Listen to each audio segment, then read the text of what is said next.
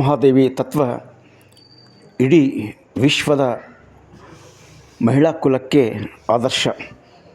ನಗರದಲ್ಲಿ ಪ್ರೊಫೆಸರ್ ಗೌರಮ್ಮ ಬಾಲಕುಂದೆ.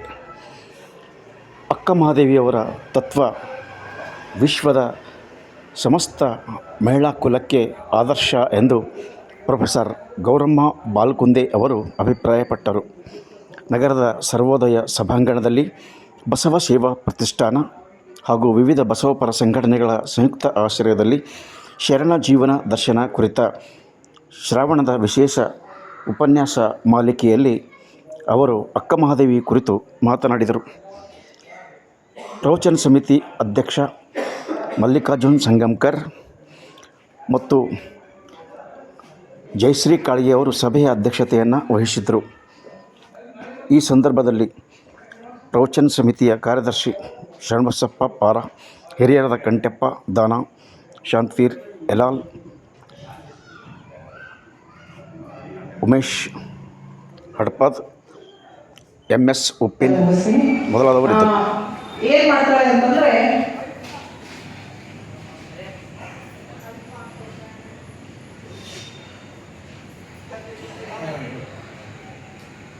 ಅಕ್ಕ ಮಹಾದೇವಿ ಬಂದಾಗ ಶರಣು ಶರಣಾರ್ಥಿ ಅಂತ ಅಲ್ಲಮ್ಮ ಪ್ರಭುಗೆ ಶರಣು ಶರಣಾರ್ಥಿಗಳನ್ನು ಹೇಳ್ತಾರೆ. ಹೇಳಿದಾಗ ಅಲ್ಲಮ್ಮ ಪ್ರಭು, ಅಲ್ಲ ನೀನು ತುಂಬ ಯೌವನದ ಸ್ತ್ರೀ, ಈ ಒಂದು ಅನುಭವ ಮಂಟಪದಲ್ಲಿ ಬಂದಿಯಲ್ಲ, ನಿನ್ನ ಗಂಡ ಯಾರು ಅಂತ ಕೇಳ್ತಾರೆ. ನಿನ್ನ ಗಂಡ ಯಾರು ಅಂತ ಕೇಳಿದಾಗ ಹಾಗೆ ಏನು ಹೇಳ್ತಾಳೆ ಅಂತಂದರೆ,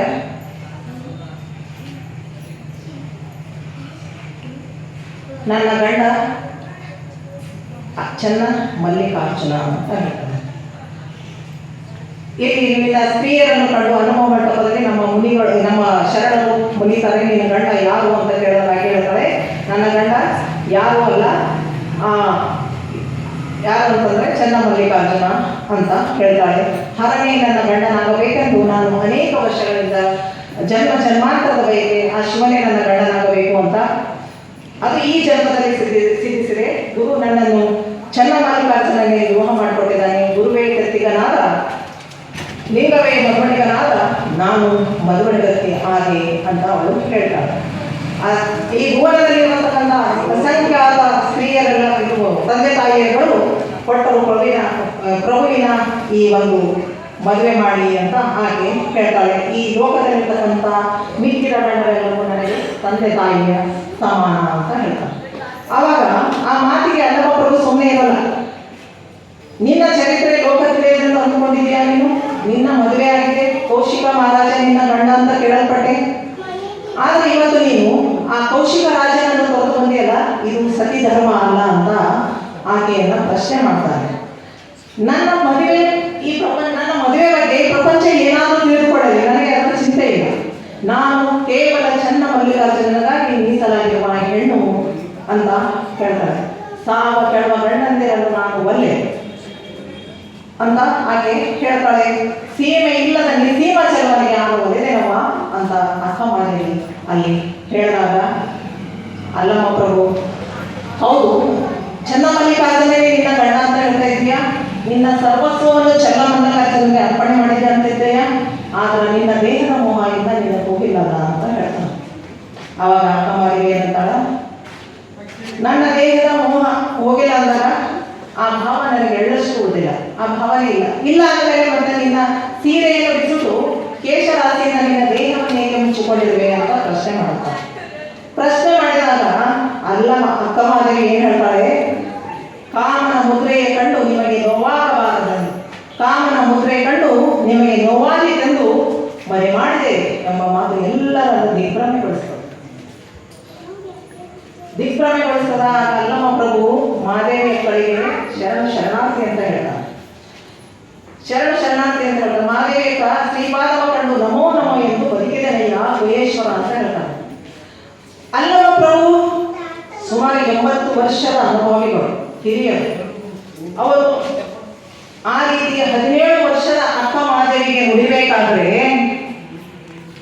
ಅಕ್ಕನ ಅರಿವು, ಜ್ಞಾನ, ಸಾಧನೆ ಎಂತಹ ತೀಕ್ಷ್ಣವಾಗಿತ್ತು ಎಂಬುದು ನಮಗೆ ಇಲ್ಲಿ ಅರಿವಾಗ್ತದೆ. ಅಕ್ಕ ಮಹಾದೇವಿಯ ಜ್ಞಾನ, ಅರಿವು ಎಷ್ಟು ತೀಕ್ಷ್ಣವಾಗಿತ್ತು ಅಂತ ನಾವು ನೋಡ್ಬೋದು. ಅಷ್ಟೇ ಅಲ್ಲ, ಆಕೆ ಅಂತ ಇಷ್ಟೊಂದು ದಿನ ದೇಹದ ಬಗ್ಗೆ ಇದ್ದೋದಲ್ಲ ಅಂತ ಹೇಳ್ತಾನ. ಈ ದೇಹ ಏನಂತ ಆಕೆ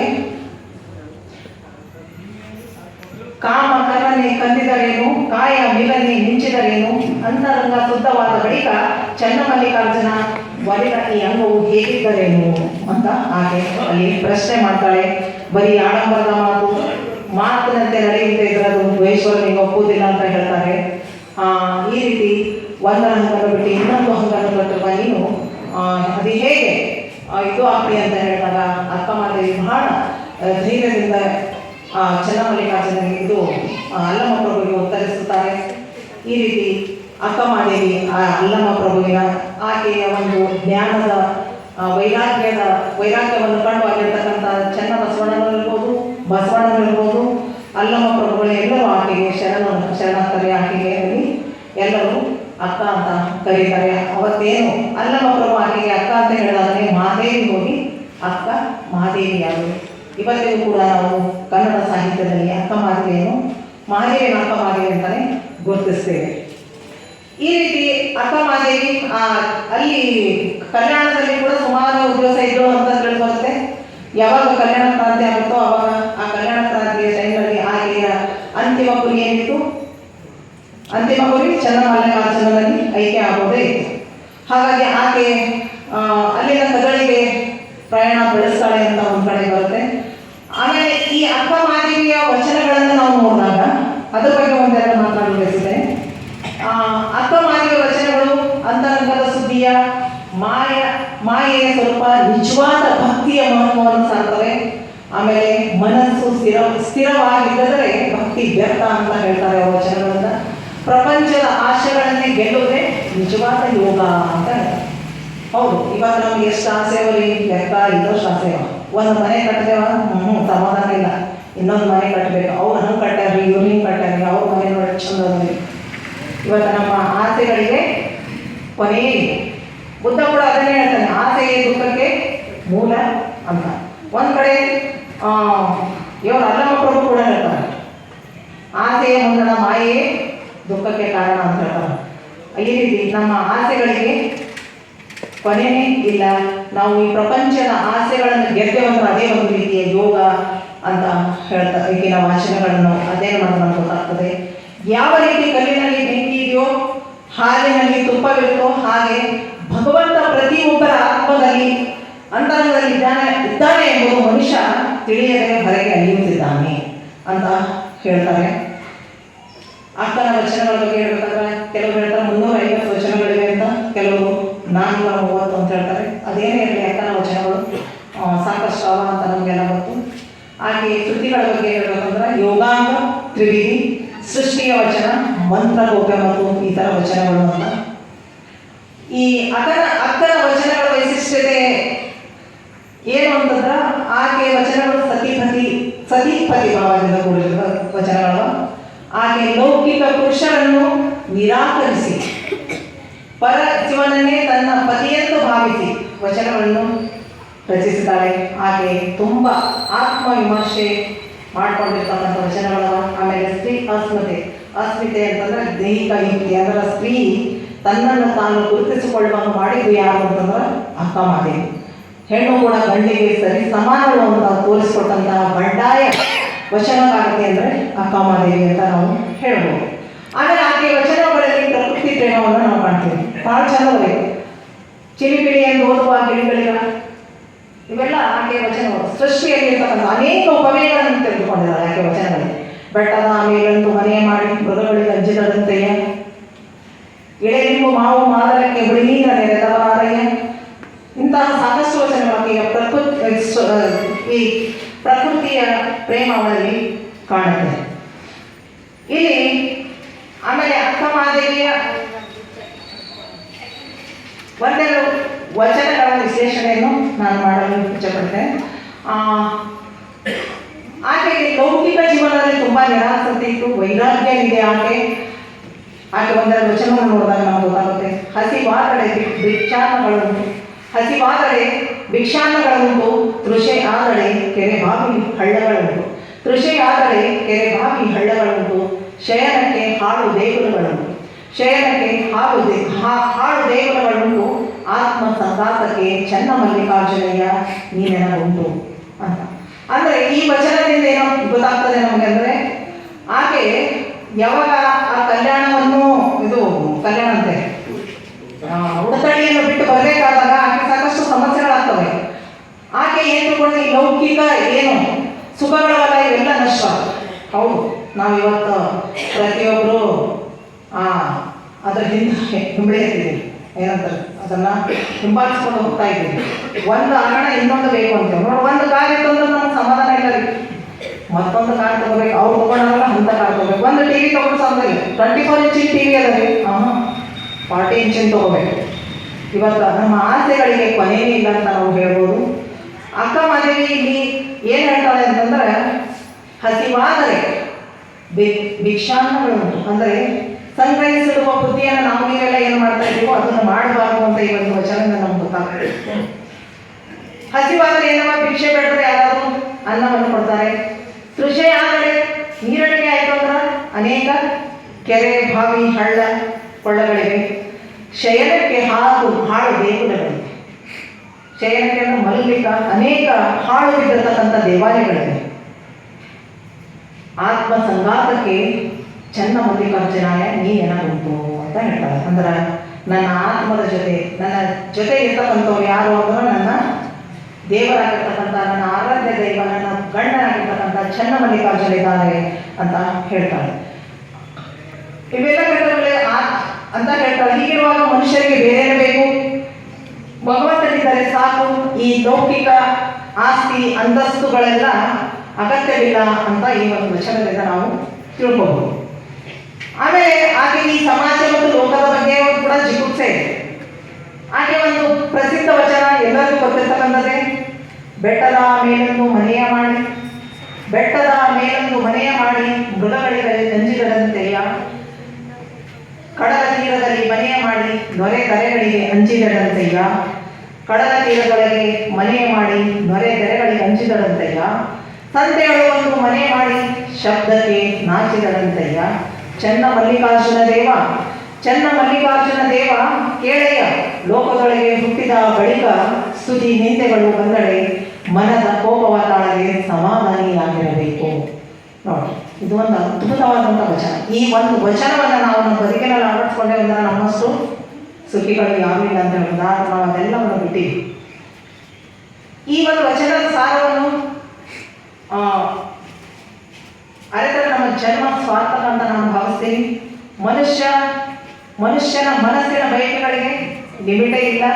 ಎಷ್ಟಂತ ಹೇಳ್ತಾ ನೋಡ್ರಿ, ಬೆಟ್ಟದ ಮೇಲಂತೂ ಮನೆಯ ಮಾಡಿ. ಬೆಟ್ಟ ಅಂದರೆ ಕಾಡು ಪ್ರದೇಶ, ಅಲ್ಲಿ ಮೃಗಗಳಿರುತ್ತೆ, ಕ್ರೂರ ಮೃಗಗಳು. ಬೆಟ್ಟದ ಒಂದು ಮೇಲೆ ಮನೆ ಮಾಡಿಬಿಟ್ಟು ನಾವು ಮೃಗಗಳಿಗೆ ಅಂಜಿದರೆ ಎಂದಯ್ಯ, ಕಡಲ ತೀರದಲ್ಲಿ ಮನೆ ಮಾಡಿ, ಸಮುದ್ರ ತೀರದ ಮನೆ ಮಾಡಿದಾಗ ಅಲ್ಲಿ ನೊರೆತರಗಳು ಬರೋದು ಸಮುದ್ರದ ಒಂದು ಧರ್ಮ. ನೊರೆತರಗಳು ಬಂದೇ ಬರ್ತಾವೆ. ಅವು ಬರ್ತಾವೆ ಅಂತೇಳಿ ನಾವು ಅಲ್ಲಿ ಭಯ ಬಿದ್ದು ಇಲ್ಲೇ ಇರ್ಲಕ್ಕಾಗುತ್ತಾ? ಆಮೇಲೆ ಸಂತೆಯೊಳಗೊಂದು ಮನೆ ಮಾಡಿ ಶಬ್ದಕ್ಕೆ ನಾಚಿದಳಂತೆಯ. ಸಂತೆಯೊಳಗ ಒಂದು ಮನೆ, ಸಂತೆ ಅಂದರೆ ಜಾತ್ರೆ, ಅಲ್ಲಿ ಶಬ್ದ ಇರೋದು ಸಹಜ. ಅಲ್ಲಿ ನಾನು ಮನೆ ಮಾಡಿಬಿಟ್ಟು ಅಪ್ಪ ಇಲ್ಲಿ ಎಷ್ಟು ಶಬ್ದ ಅದ, ನನಗೆ ಹೆಂಗೆ ಇರಬೇಕು ಅಂತಂದ್ರೆ ಅನ್ನೋಕ್ಕಾಗಲ್ಲ. ಆ ಶಬ್ದಕ್ಕೆ ನಾವು ಭಯ ಪಡುವ ಹಾಗಿಲ್ಲ. ಚೆನ್ನ ಮಲ್ಲಿಕಾರ್ಜುನ ದೇವ ಕೇಳೆಯ ಏನಂತಾಳೆ, ಈ ಲೋಕದಲ್ಲಿ ಹುಟ್ಟಿದ ಮೇಲೆ ಸ್ತುತಿ ನಿಂದೆಗಳು ಇದ್ದಿದ್ದೆ.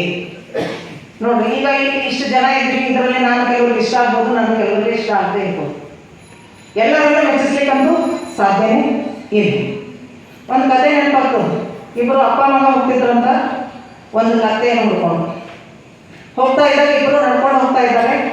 ಅಲ್ಲಿ ಯಾರೋ ಒಬ್ಬ ದಾರಿದಲ್ಲಿ ಬರ್ತಾನೆ, ಎಂಥವ್ರು ಇದ್ದೀರಾ ನೀವು, ಕತ್ತೆ ಇಟ್ಕೊಂಡು ನಡ್ಕೊಂಡು ಹೋಗ್ತೀರಾ ಅಂತ ಹೇಳ್ತಾರೆ. ಆವಾಗ ಅಪ್ಪ ಏನು ಮಾಡೋದಂತ ಮಗನಿಗೆ ಕೂಡಿಸಿ ನಾವು ನಡಿ ಮಗ ಅಂತ ಹುಡ್ಕೊಂಡು ಹೋಗ್ತಾ ಇದ್ರು. ಸ್ವಲ್ಪ ಹಾಗೆ ಮುಂದೆ ಹೋಗ್ತಾರೆ ಹೋದಾಗ ಮತ್ತೊಂದಿಬ್ರು ಸುಮ್ಮನೆ ಇರ್ತಾರ. ಎಂಥ ಅಪ್ಪನ ನೋಡುವ, ಎಂಥ ಅಪ್ಪನ ಇದು, ಎಂಥ ಮಗ ಅದಾನಿವ, ತಂದೆಯನ್ನು ಕೂರ್ಸೋದ್ಬಿಟ್ಟು ಮಗ ಕೂತ್ಕೊಂಡು ಹೋಗ್ತಿದ್ದಾನಲ್ಲ ಅಂತ ಅಂತಾರೆ. ಅಂದರೆ ಜನರಿಗೆ ಹೆಂಗಿದ್ರು ಸಮಾಧಾನ ಇಲ್ಲ. ಅವಾಗ ಏನು ಮಾಡ್ತಾರೆ ಇವರು, ಹಂಗಂತ ಇದ್ರಿಂದ ಅಪ್ಪನ ಕೊಡ್ತಾನ, ತಂದೆಯನ್ನು ಕೊಡ್ತಾನ. ಅವಾಗ ಕತೆ ಏನಾಗ್ಬೇಕು, ಕತೆ ಸತ್ತೋಯ್ತು. ಅಂದ್ರೆ ನಾವು ಇನ್ನೊಬ್ಬರನ್ನ ಮೆಚ್ಚಿಸ್ಲಿಕ್ಕೆ ಬದುಕಬೇಕಾಗಿಲ್ಲ. ನಮಗೆ ನಾವು ನಮ್ಮ ಆತ್ಮಕ್ಕೆ ನಾವು ಕರೆಕ್ಟ್ ಆಗಿದ್ದೀವಿ ಅಂದ್ರೆ ನಾವು ಯಾರನ್ನು ಮೆಚ್ಚಿಸಬೇಕಾಗಿಲ್ಲ ಅಂತ ಈ ಒಂದು ವಚನದಿಂದ ಮತ್ತೇನಂತಾರೆ ಅಕ್ಕಮಾದೇವಿ, ಲೋಕಗಳಿಗೆ ಹುಟ್ಟಿದ ಬಳಿಕ ಸ್ತುತಿ ನಿಂದೆಗಳು ಬರುವುದು ಸಹಜನೇ. ಹೊಗಳಿಕೆನೋ ಅದ, ತೆಗಳಿಕೆನೋ ಅದ. ಹೊಗಳಿದಾಗ ಹಿಗ್ಗೋದು ಬೇಡ, ತೆಗಳಿದಾಗ ಕುಗ್ಗೋದು ಬೇಡ. ಅವುಗಳನ್ನೆಲ್ಲ ನಾವು ಯಾವ ರೀತಿ ಇದು ಮಾಡಬೇಕು ಅಂದ್ರೆ ಸಮಾಧಾನಿಯಾಗಿರ್ಬೇಕು. ಇರಲಿ, ಈಗ ಒಂದು ಟೈಮ್ ಅದ ನಮ್ಗೆ ಹೊಗಳೋದು ಇರಲಿ, ತೆಗಳೋದು ಅದು ಎರಡನ್ನೂ ಸ್ವೀಕಾರ ಮಾಡಬೇಕು. ಎರಡು ಇದ್ರೇ ಜೀವನ. ಬರೀ ಹೊಗಳಿಕೆ ಅಂದ್ರೆ ನಾವು ಏನಾಗ್ತೀವಿ, ನಮ್ಮ ಹಿಡಿಯೋರೇ ಯಾರಿರಲ್ಲ. ಒಂದು ಕಡೆ ಹೇಳ್ತಾರೆ ದಾಸರು, ನಿಂದಕರು ಇರಬೇಕು ಕೇರಿಯಲ್ಲಿ ಹಂದಿಗಳು ಇದ್ದಂತೆ. ನಿಜ, ನಮ್ಮನ್ನ ಚುಚ್ಚಿ ಮಾತಾಡೋದು ಇರ್ಬೇಕ್ರಿ, ಬಹಳ ಕರೆಕ್ಟ್. ಯಾಕಂದ್ರೆ ನಾವು ಸುಧಾರಿಸ್ಕೋತೇವೆ, ಅವ್ರು ಯಾಕೋ ಹಿಂಗಲ್ಲ ಯಾಕೋ ಹಂಗಲ್ಲಂದ್ರೆ ನಮ್ಗೆ ಏನೋ ಆಗ್ಯದ, ಅಯ್ಯಪ್ಪ ಇನ್ನೊಂದ್ಸಲ ಹಂಗೆ ಮಾಡಬಾರ್ದು ಅಂತ ಒಂದು ಭಾವನೆ ನಮಗೆ. ಯಾವ ರೀತಿ ಹಂದಿಗಳು ಇಬ್ಬರು ನಮ್ಮ ಕೇರಿ ಸ್ವಚ್ಛ ಆಗಿದ್ರೆ ಹಂಗೆ ನಿಂದಕರಿದ್ರೆ ನಾವು ಕೂಡ ಶುದ್ಧವಾಗಿರ್ತೀವಿ ಅಂತ ನಾವು ತಿಳ್ಕೊಬೋದು. ಅದಕ್ಕೆ ಈ ಸಮಾಜದಲ್ಲಿ ಸ್ತುತಿನಿಂದಗಳು ಯಾರಿಗೂ ತಪ್ಪಿಲ್ಲ, ದೇವರುಗಳಿಗೆ ತಪ್ಪಿಲ್ಲ, ನಮಗೆ ಗೊತ್ತದು. ರಾಮಾಯಣ ಮಹಾಭಾರತ ನೋಡಿದ ರಾಮನಿಗೆ ತಪ್ಪಿಲ್ಲ. ಓಡೋದ ಹೆಂಡತಿಯನ್ನು ಇಟ್ಕೊಳ್ಳೋದು ಅಂತ ಹೇಳ್ತಾನೆ. ಆ ಅಗಸ ಆಡಿದ ಒಂದು ಮಾತಿಗೆ ರಾಮ ತನ್ನ ಹೆಂಡತಿಯನ್ನೇ ಅಗ್ನಿ ಪರೀಕ್ಷೆ ಒಳಪಡಿಸ್ತಾನೆ. ಇವೆಲ್ಲವನ್ನು ನೋಡ್ತೀವಿ. ಇವೆಲ್ಲ ನಾವು ಜೀವನ ಪಾಠಗಳನ್ನು ಕಲಿಸ್ಕೊಡ್ತಾನಂತವು. ಇಲ್ಲಿ ಅಕ್ಕವಾರಿನ ಅದೇ ಹೇಳಬೇಡ ಏನಂತಂದ್ರೆ, ಈ ಲೋಕದೊಳಗೆ ಹುಟ್ಟಿದ ಬಳಿಕ ಹೊಗಳಿಕೆ ತೆಗಳಿಕೆ ಇದ್ದದು, ಅವುಗಳನ್ನೆಲ್ಲ ನಾವು ಯಾವ ರೀತಿ ಸ್ವೀಕರಿಸಬೇಕಂದ್ರೆ ಸಮಾಧಾನವನ್ನು ಸ್ವೀಕರಿಸಬೇಕು. ಹೊಗಳಿದಾಗ ಹಿಗ್ಗದೆ, ಆಮೇಲೆ ಬೈದಾಗ ಕುಗ್ಲಾರ್ದೆ ನಾವು ಸಮಾಧಾನವಾಗಿ ಈ ಸಮಾಜದಲ್ಲಿ ಇರಬೇಕು ಅಂತ ಹಾಗೆ ಹೇಳ್ತಾರೆ. ಆಮೇಲೆ ಅಕ್ಕಮಾದೇವಿಯ ನಿಜವಾದ ಪತಿ ಯಾರು ಅಂದಾಗ ಇನ್ನೊಂದು ವಚನ ನೆನಪಾಗುತ್ತೆ. ಹರನೇ ನನಗೆ ಗಂಡನಾಗಬೇಕು, ಉಳಿದ ಮಾನವರೆಲ್ಲ ನನಗೆ ಅಣ್ಣ ತಮ್ಮಂದಿರು. ಹರ ಅಂದರೆ ಯಾರಿಗೆ? ಶಿವ. ಪರಶಿವನೇ ನನ್ನ ಗಂಡ. ಆಕೆ ಬಾಲ್ಯದಿಂದಲೂ ಆಕೆ ಬಯಸಿದ್ದು ಇಚ್ಛಿಸಿದ್ದು ಆ ಪರಶಿವನನ್ನೇ. ಹರನೇ ನನಗೆ ಗಂಡನಾಗಬೇಕು, ಉಳಿದ ಮಾನವರೆಲ್ಲ ನನಗೆ ಅಣ್ಣ ತಮ್ಮಂದಿರು. ಗಿರಿಯ ಮೇಲಣ ಗಿರಿಜೆಯೊಡಲ ಅವಕ್ಕ ಚಂದ ಮಲ್ಲಿಕಾರ್ಜುನನಿಗೆ ನನಗೆ ಗಂಡ. ನೋಡ್ರಿ ಚಂದ ಹೇಳ್ತಾವ. ಗಿರಿಯ ಮೇಲಣ ಗಿರಿಜೆಯೊಡಲ ಅವಕ್ಕ ಎನ್ನ ಚಂದ ಮಲ್ಲಿಕಾರ್ಜುನನೇ ನನಗೆ ಗಂಡ. ಈ ರೀತಿ ಅಕ್ಕಮಾದೇವಿ ಶಿವನನ್ನೇ ತನ್ನ ಗಂಡನಾಗಿ ಸ್ವೀಕರಿಸಿ ಅವನನ್ನೇ ತನ್ನ ಆರಾಧ್ಯ ದೈವನಾಗಿ ಮಾಡಿಕೊಂಡು ಅವನಿಗಾಗಿಯೇ ಆಕೆ ತಪಸ್ಸನ್ನು ಕೂಡ ಮಾಡ್ತಾಳೆ. ಶಿವನೇ ನನ್ನ ಗಂಡ ಅಂತ ಹೇಳ್ತಾಳೆ. ಆಕೆ ಮುಂದೆ ಕದಳಿಗೆ ಹೋಗ್ತಾಳೆ. ಆ ಕಲ್ಯಾಣ ಕ್ರಾಂತಿ ಆದಾಗ ಹೋಗಿರ್ಬೋದು ಅಂತ ಕೆಲವು ವಚನಕಾರ ಹೇಳ್ತಾರೆ. ತನ್ನ ಯಾರು ಆರಾಧ್ಯ ದೈವ ಶ್ರೀಶೈಲ ಚನ್ನಮಲ್ಲಿಕಾರ್ಜುನನಲ್ಲಿ ಐಕ್ಯಳಾಗಬೇಕು ಅಂತ ಅಲ್ಲಿ ಹೋಗ್ತಾಳೆ. ಹೋಗಿ ಕದಳಿಯ ವನದಲ್ಲಿ ದೀರ್ಘವಾದ ತಪಸ್ಸನ್ನು ಮಾಡ್ತಾಳೆ. ನೋಡ, ಅತ್ಯಂತ ಚಿಕ್ಕ ವಯಸ್ಸಿನಲ್ಲಿ, ಎಷ್ಟು ಆಕೆ ವಯಸ್ಸು ಅಂದರೆ 20-22 ಅಂತ ಒಂದು ವಚನಕಾರರು ಅಂದಾಜು ಮಾಡಿದ್ದಾರೆ. ಅಂಥ ಒಂದು ಚಿಕ್ಕ ವಯಸ್ಸಿನಲ್ಲಿ ಆಕೆ ಆ ಕದಳಿಯ ವನದಲ್ಲಿ, ಕದಳಿ ವನ ಅಂದ್ರೆ ಕದಳಿ ಅಂದ್ರೆ ಬಾಳೆಹಣ್ಣಿಂದ ಕೊಡ್ತಕ್ಕಂಥದ್ದು ಕದಳಿಯ ವನ. ಇವತ್ತಿಗೂ ನಾವು ಹೋಗಿದ್ದೀವಿ ಕೂಡ ಕದಳಿ ವನ. ಒಂದು ಗುಹೆಯಲ್ಲಿ ಆಕೆ ತಪಸ್ಸನ್ನು ಮಾಡಿ ಆ ಕೊನೆಗೆ ಆ ಚನ್ನಮಲ್ಲಿಕಾರ್ಜುನನಲ್ಲಿ ಐಕ್ಯಳಾದರು ಅಂತ ನಾವು ತಿಳ್ಕೊಂಡಿದ್ವಿ. ಯಾವ ರೀತಿ ಅಂತಂದ್ರೆ, ಆ ಅಕ್ಕಮಾದೇವಿ ಒಂದು ಕಡೆ ಇದೇ ಜಾತ್ರೆ ನಡೆದಿದ್ರು. ಆ ಜಾತ್ರೆಯಲ್ಲಿ ಎಲ್ಲ ಜನರು ದೇವ್ರ ಹಣನೋ ಇಲ್ಲೋ ಅಂತ ಚರ್ಚೆ ನಡೀತಾ ಇದೆ. ಕೆಲವರು ಕೇಳಿದ್ರು ದೇವ್ರ ಹಣ ಇಲ್ರಿ, ಹಣ ಅಂತ ಹೇಳ್ತಾರಲ್ರಿ. ಅದ್ರ ಬಗ್ಗೆ ಕುರಿತು ಒಬ್ಬೊಬ್ಬರು ತಲೆ ಬಂದು ಒಂದೊಂದು ಮಾತಾಡ್ತಾ ಇದ್ರು.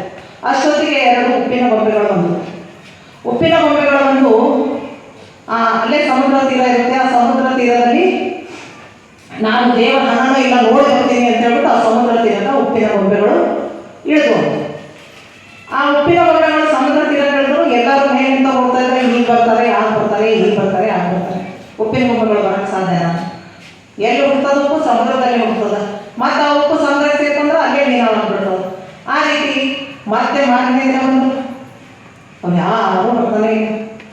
ಬಂದರೆ 2 ದಿನ 3 ದಿನದ ಅಯ್ಯೋ ಅವರೆಲ್ಲ ಹೋಗಿದ್ದಾರೆ ಅಂತ. ಆ ರೀತಿ ಅಕ್ಕಮಾದೇವಿ ತನ್ನ ಕದಳಿಯ ವನದಲ್ಲಿ ಕಠಿಣ ತಪಸ್ಸನ್ನು ಆಚರಿಸಿ ಯಾರಲ್ಲಿ? ಚನ್ನಮಲ್ಲಿಕಾರ್ಜುನನಲ್ಲಿ ಲೀನವಾದಳು ಅಂತ ಹೇಳುತ್ತಾ ಇವತ್ತು ಈ ಒಂದು ಶರಣರ ಜೀವನ ದರ್ಶನ ಕಾರ್ಯಕ್ರಮದಲ್ಲಿ ನನ್ನ ಅನುಭವಕ್ಕೆ ನಿಂತಿದ್ದ ಒಂದು 4 ಮಾತುಗಳನ್ನು ಹೇಳಲು ಅನುವು ಮಾಡಿಕೊಟ್ಟಂತಹ ಎಲ್ಲ ನನ್ನ ಶರಣ ತಂದೆ ತಾಯಿಗಳಿಗೂ, ಬಸವ ಸೇವಾ ಪ್ರತಿಷ್ಠಾನದವರಿಗೂ, ಇದುವರೆಗೂ ಶಾಂತ ಚಿತ್ತದಿಂದ ಕುಂತು ಆಲಿಸಿದಂಥ ಎಲ್ಲ ನನ್ನ ಶರಣ ಸಹೋದರ ಸೋದರಿಯರಿಗೂ ಮತ್ತೊಮ್ಮೆ ಶರಣಾರ್ಥಿಗಳನ್ನು ಸಲ್ಲಿಸಿ ನನ್ನ 4 ಮಾತುಗಳನ್ನು ಮುಗಿಸಿದ್ದೇನೆ.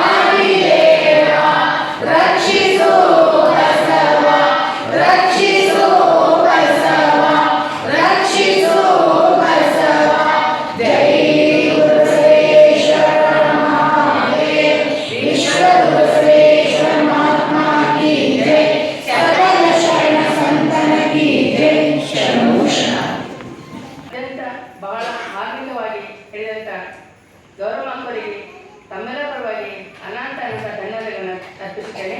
ಅವರಿಗೊಂದು ಚಪ್ಪಾಳೆಯನ್ನು ಕಟ್ಟಬೇಕು.